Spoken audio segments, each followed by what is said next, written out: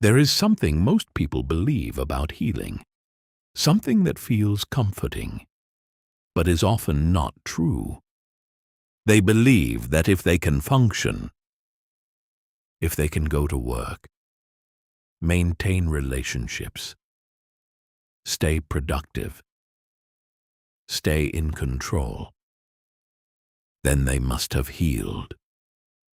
But what if I told you that what you call healing might not be healing at all? Carl Jung once said that until you make the unconscious conscious, it will direct your life, and you will call it fate. And this is where things become uncomfortable. Because many of the patterns you believe are just who you are, the way you react, the way you attach, the way you withdraw, are not expressions of your true self. They are adaptations, carefully learned strategies, developed in moments when you had no other choice. As a child, you didn't have the luxury of healing. You had to survive. And survival doesn't ask what is authentic. It asks what is necessary. So you learned. You learned how to stay quiet when speaking felt dangerous. You learned how to be strong when no one was there to hold you. You learned how to take care of others when your own needs were ignored. You learned how to disconnect when feeling became too overwhelming. And over time, these adaptations became so familiar that you started calling them your personality. But they are not your personality. They are your protection. And this is where the illusion begins. Because the very strategies that once protected you are now the same patterns that keep you stuck. You say you have healed, but you still overthink every message before you send it. You say you have moved on, but you still feel anxious when someone gets too close. You say you are independent, but deep down, you don't trust anyone enough to truly rely on them. You say you are strong, but what you really mean is that you learn to carry everything alone. This is not healing. This is adaptation, and the hardest part to accept is that adaptation works. It helps you survive. It helps you function. It helps you appear okay to the outside world. But inside, something remains unresolved. Because real healing does not look like control. It does not look like perfection. It does not look like having everything together. Real healing often feels like losing control, like questioning everything you thought you knew about yourself, like facing emotions you have spent years avoiding. And this is why so many people stay stuck in adaptation. Because healing feels unsafe. The reason adaptation is so powerful and at the same time so difficult to let go of is because it was never a conscious decision you made. It was something your nervous system learned slowly and quietly over time in moments where you felt overwhelmed or unseen or unsafe or alone. And in those moments, your mind did exactly what it was designed to do. It found a way to protect you, even if that protection came at the cost of your authenticity. Because as a child, you are not asking yourself who you truly are. You are asking yourself, who do I need to be in order to be loved? And that question changes everything. For some people, the answer became that they needed to be easy.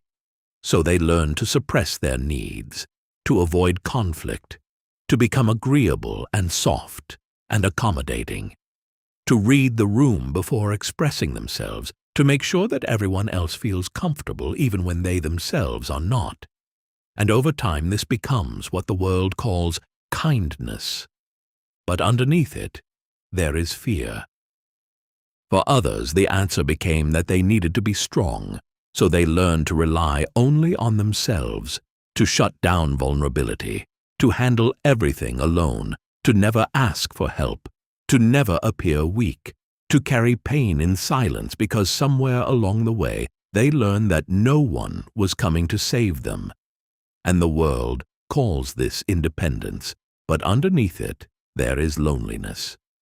And for some, the answer became that they needed to disappear, so they learned to withdraw, to stay in the background, to not take up space, to not express too much, to not feel too much, to become invisible in order to feel safe, and the world might not even notice them. But inside, there is a deep longing to be seen. These are not random personality traits. They are intelligent adaptations. They are the ways your system learned to survive an environment that in some way could not fully meet you. And what most people never realize is that these patterns do not simply disappear just because the environment has changed. You are no longer that child. You are no longer in that same situation. You are no longer as powerless as you once were, and yet your body still reacts as if you are. You still feel tension in situations that are objectively safe. You still feel fear when someone gets too close emotionally. You still feel the urge to withdraw when something becomes overwhelming. You still feel responsible for other people's emotions, and this creates a deeply confusing experience because your present reality does not match your internal reactions, and instead of questioning the pattern, you start questioning yourself. You begin to wonder why you are like this, why you cannot just relax, why you always seem to ruin things, why you feel too much, or sometimes nothing at all. But these reactions are not signs that something is wrong with you. They are signs that something happened to you, and this is where the real shift begins, not in trying to fix yourself, but in beginning to understand yourself. Because the moment you start seeing your patterns not as flaws, but as adaptations, something inside of you begins to soften.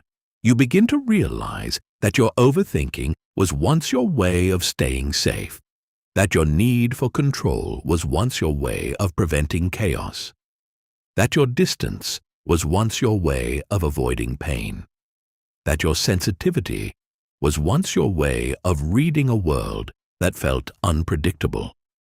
And instead of fighting yourself, you begin to feel something you may not have felt in a very long time, which is compassion. Not surface-level compassion, not telling yourself that everything is okay, but a deeper recognition that everything you became made sense. What makes these adaptations even more difficult to recognize is that they do not only live inside of you in isolation, they begin to shape the way you relate to other people. And over time, they quietly define the kinds of relationships you create, the people you feel drawn to, and the patterns you find yourself repeating again and again without fully understanding why.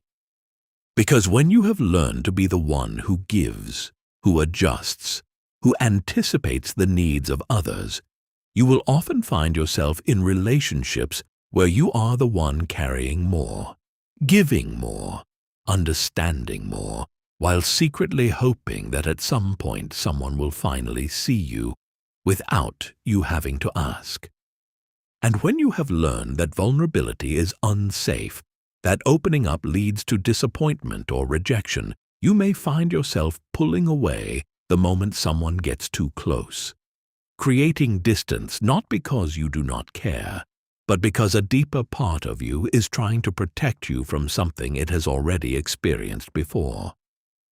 And when you have learned that love is unpredictable, inconsistent, or something that has to be earned, you may find yourself attracted to people who cannot fully meet you. Not because that is what you truly want, but because it feels familiar, and familiarity often feels like safety, even when it is not. And this is where the pattern becomes painful, because on the surface, it looks like bad luck, like choosing the wrong people, like relationships that simply do not work out.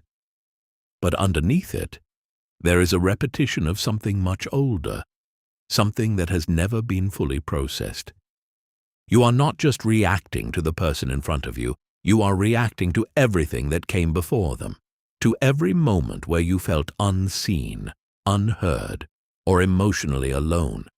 And without realizing it, you are trying to resolve the past through the present, hoping that this time it will be different. But as long as the pattern remains unconscious, it tends to repeat itself. You find yourself in similar situations with different people, feeling the same emotions, facing the same frustrations, asking yourself the same questions, wondering why this keeps happening to you, and slowly starting to believe that the problem must be something inherent within you. But the truth is not that you are broken. The truth is that you are repeating something that once made sense. And this is the part that can be difficult to accept, because it requires you to shift from seeing yourself as a victim of your circumstances to recognizing your own unconscious participation in the pattern, not as something to blame yourself for, but as something that gives you the power to finally understand and change it.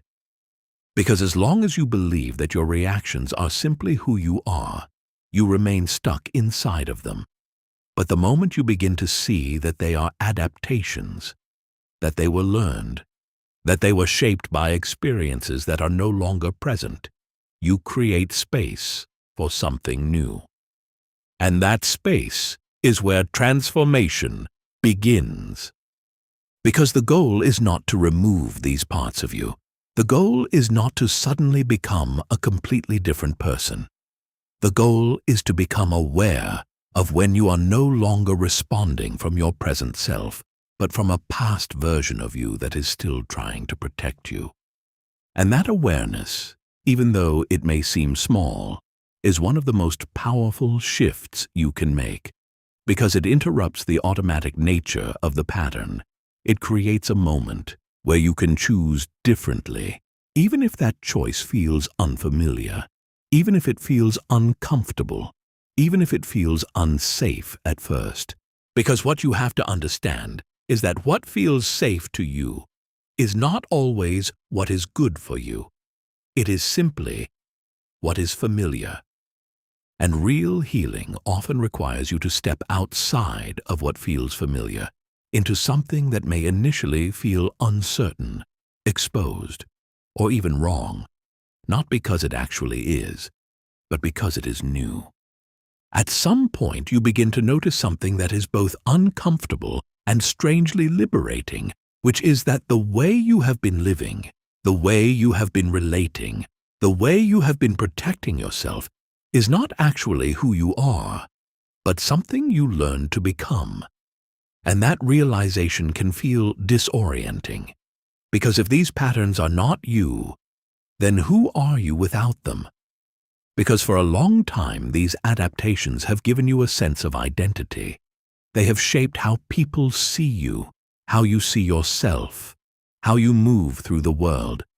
And letting go of them can feel like losing a part of yourself, even if that part has been causing you pain. And this is why real healing often feels like grief. Not grief for something that happened recently, but grief for everything you did not receive when you needed it most. Grief for the parts of yourself that had to be suppressed, ignored, or abandoned in order to survive. Grief for the version of you that never had the chance to fully exist. And instead of allowing yourself to feel that grief, you may find yourself wanting to go back to what is familiar, to the patterns that at least gave you a sense of control, even if they kept you stuck. Because there is a strange comfort in what you already know, even when it hurts. But the moment you stay present with that discomfort, the moment you allow yourself to feel what you have been avoiding for so long without immediately trying to escape it, something begins to shift in a very subtle but powerful way. You begin to reconnect with parts of yourself that were never truly gone, only hidden beneath layers of protection. You begin to feel emotions in a way that is no longer overwhelming, but meaningful. You begin to notice that your reactions are slowing down, that there is a small space between what you feel and how you respond. And in that space, something new becomes possible. Because healing is not about becoming someone else. It is about returning to who you were before you had to adapt.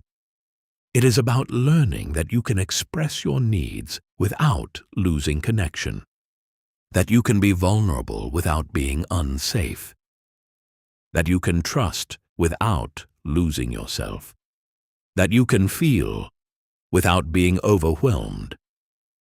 And this does not happen all at once. It happens in small moments, in choosing to say something when you would normally stay silent, in choosing to stay present when you would normally withdraw, in choosing to let someone in when every part of you wants to create distance. And each of these moments may feel uncomfortable, even unnatural, but they are the moments that slowly begin to reshape the way you experience yourself and the world around you. Because the truth is, you were never meant to live your life in a constant state of protection. You are meant to feel, to connect, to exist fully as yourself, without having to constantly adjust who you are in order to be accepted. And the emptiness you may have felt, the disconnection, the sense that something was missing, was never because there was something wrong with you, but because there was a part of you that was waiting to be seen. So, if you recognize yourself in this, if something in these words feels familiar in a way that is difficult to explain, if you can see your own patterns reflected in what has been said, then it is important that you understand this, not as an idea, but as something you allow yourself to truly take in. You are not broken. You are not too much, and you are not failing at healing. You simply learned to survive in a way that made sense at the time. And those ways of surviving became so deeply integrated into who you are that you started to believe that they were you, that this is just your personality, that this is just how you are, that this is something fixed, something unchangeable, something you have to live with. But that is not true.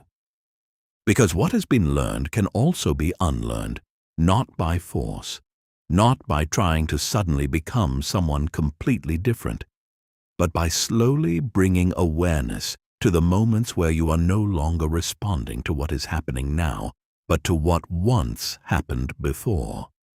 And that process requires patience, because there will be moments where you fall back into old patterns, where you react in ways you thought you had already moved beyond, where you feel frustration or disappointment in yourself. But those moments are not failures.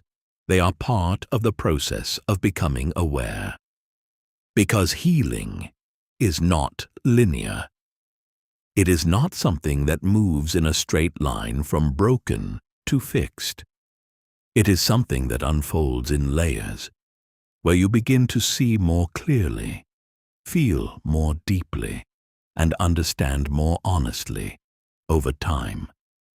And sometimes that clarity can feel overwhelming because it asks you to sit with parts of yourself that you have spent years avoiding, parts that carry pain, fear, or vulnerability, parts that were never given the space to exist before. But the more you allow yourself to stay with those parts, without immediately trying to change them, fix them, or push them away, the more they begin to lose their intensity. Because what has been ignored tends to persist, but what is truly seen begins to transform. And this is where something very subtle, but very powerful, starts to happen. You begin to respond differently, not because you are forcing yourself to, but because something inside of you is no longer reacting in the same automatic way. You begin to notice that you can pause before responding, that you can express something you would normally keep inside, that you can stay present in moments where you would normally withdraw, that you can allow someone to see you even when it feels uncomfortable. And these moments may seem small, almost insignificant, but they are not. They are the moments where you begin to reclaim yourself. Because for a long time, your life may have been shaped by what you needed to do in order to feel safe, in order to be accepted, in order to avoid pain. But as you begin to move through this process, your life slowly begins to be shaped by something else. By truth, by authenticity, by a deeper connection to who you actually are beneath everything you had to become. And that does not mean that fear disappears. It does not mean that you suddenly feel completely secure or certain. It means that even when fear is present, it no longer controls every decision you make. It means that you can feel discomfort without immediately escaping it. It means that you can stay connected to yourself, even in moments where you would normally lose yourself in others. And over time, that changes everything. Because the more you begin to live from that place, the less your life feels like something you are constantly trying to manage or control. And the more it begins to feel like something you are actually part of, something you are experiencing instead of something you are surviving. And that is the difference. That is the shift. That is what healing actually looks like. Not perfect, not controlled, not always comfortable, but real. And if you are at the beginning of this process, if you are only just starting to recognize these patterns in yourself, then understand that awareness alone is already a significant step, because most people spend their entire lives reacting without ever questioning why. And the moment you begin to ask that question, the moment you begin to look inward instead of outward, the moment you begin to take responsibility for understanding yourself instead of judging yourself, you are already moving in a different direction. And that direction, even if it feels uncertain at times, leads somewhere meaningful. Because the goal was never to become perfect. The goal was always to become real. And if this video gave you something to reflect on, something that made you pause, something that helped you understand yourself in a way you had not considered before, then you are exactly where you need to be right now. And if you want to continue exploring these ideas, to go deeper into the patterns that shape your life, into the parts of yourself that are often overlooked or misunderstood, then make sure to subscribe, because these are the kinds of conversations that are not always easy to have, but they are the ones that can change the way you see yourself completely.